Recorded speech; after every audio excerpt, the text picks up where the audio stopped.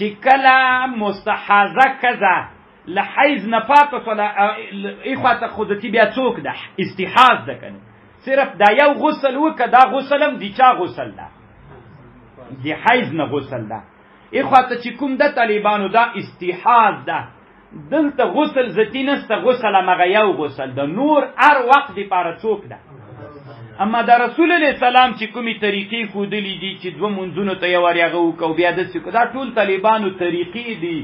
د تداوی په شکل باندې دي چې دې سره هغه بندېږي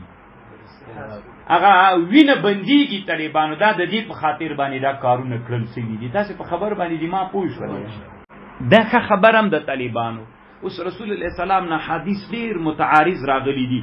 مثلا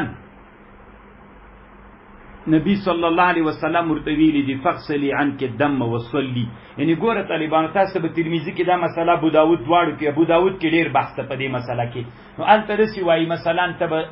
هر مونځ ته غسل کوې هر دوه مونځونه به سره یو ځای کې بیا به غسل کوې داسې به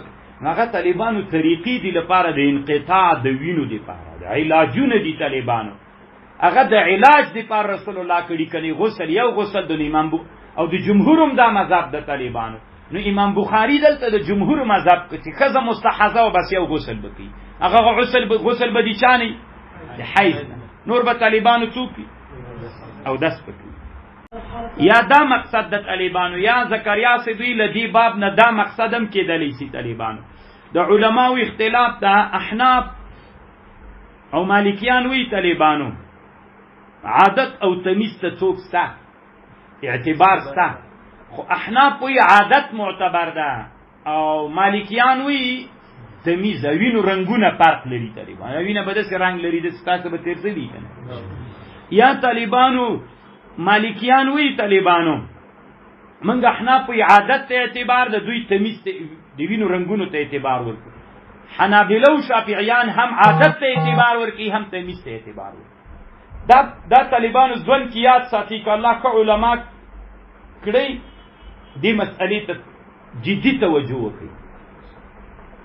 ځکه دا مسئله طالبانو یو خدا د حیض مسائل طالبانو د موږ عام ملت ښځې بیچارهګانې له دې مسئلې نه دي خبرې دا ومنئ نه دي خبرې داسې خپلو کورونو کې فکر وکړئ نه دي خبرې بل دا د موږ خپله د ملایانو په منځ کې په دې مسئلو باندې لا تر اوسه ډېرې مسئلې لا ینحل پاتې چې تاسې فقه وګورئ طالبان د نورو مذاهب علماو مستقل کتابونه په حیض استحاض کې جوړ کړي موږ هماغه څو مسلې چې په حرایق و شامي کې سته طالبانو نورې نسته او د حیض او د استحاض مسئله ډېره اوږده ده